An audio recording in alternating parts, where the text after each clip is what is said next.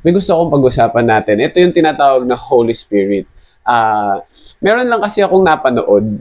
Nag-share siya ng video regarding doon sa Holy Spirit. At ang sabi niya is, signs daw na wala ang Holy Spirit sa iyong katawan.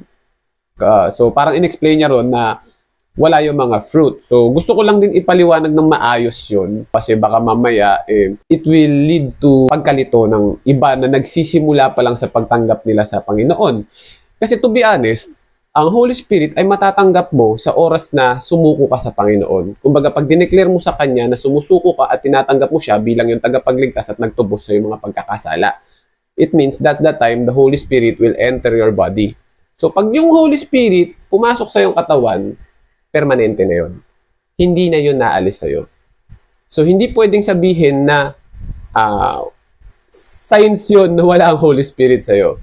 So, pwede mong sabihin na wala ang Holy Spirit sa isang tao hanggat hindi pa siya sumusuko at hindi niya pa tinatanggap ang Panginoon. So, yun yung mga tao na wala pang Holy Spirit. Because our body is a temple of the Holy Spirit. Alam niyo naman, na design ng katawan natin as a temple of the Holy Spirit.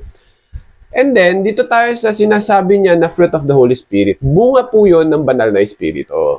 Kasi kapag sa oras na nanahan na ang banal na Espiritu sa iyong katawan, hindi porket wala pa yung fruit, wala rin ang banal na Espiritu. By process po kasi yun. Hindi po yun instant. So parang nagtanim ka lang din po ng buto sa lupa, hindi naman pwedeng mag-sprout agad. Hindi naman pwedeng may bunga agad. So, syempre, daily mo didiligan. So, yung Holy Spirit sa atin, namumunga siya ng tinatawag na fruit of the Holy Spirit, which is joy, love, peace, patience, kindness, goodness, faithfulness, gentleness, at higit sa lahat, self-control.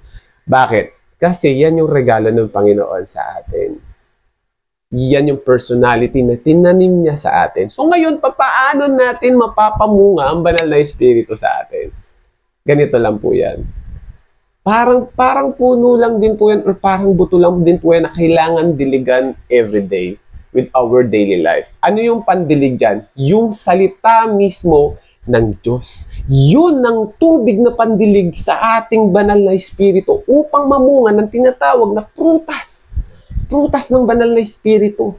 Dahil sa oras na mamunga ang banal na Espiritu sa ating katawan, yun ang tinatawag nilang Christ-like. So, yun ang tinatawag nilang true faith. Kasi iba na yung personality mo. So, there's no instant. So, doon sa mga katatanggap lang ng banal na Espiritu at kasusuko lang sa Panginoon, kayong mawalan ng pag-asa kung hindi nyo pa nararamdaman ito. Bagkos, gawin nyo itong inspiration para mas lalo niyong palalimin yung relationship niyo sa Panginoon at mas lalo niyo siyang hanapin at mas lalo niyong i-apply sa pagkatao niyo ang salita mismo ng Diyos dahil yun mismo ang pandilig sa ating mga banal na Espiritu. So, yun lang ang gusto kong i-share at gusto ko lang din batiin si Brother Gonzalo Pitay. Bro, hi, God bless you and your family. Sa lahat ng mga nakakapanood ito, God bless you all. At kung meron kayong tanong, feel free to ask me and I will try my very best para sagutin yung mga katanungan nyo. So for now, yun lang yung naging topic natin regarding sa fruit of the Holy Spirit. And I hope sana may naintindihan kayo. And allow me to remind you that Jesus loves you.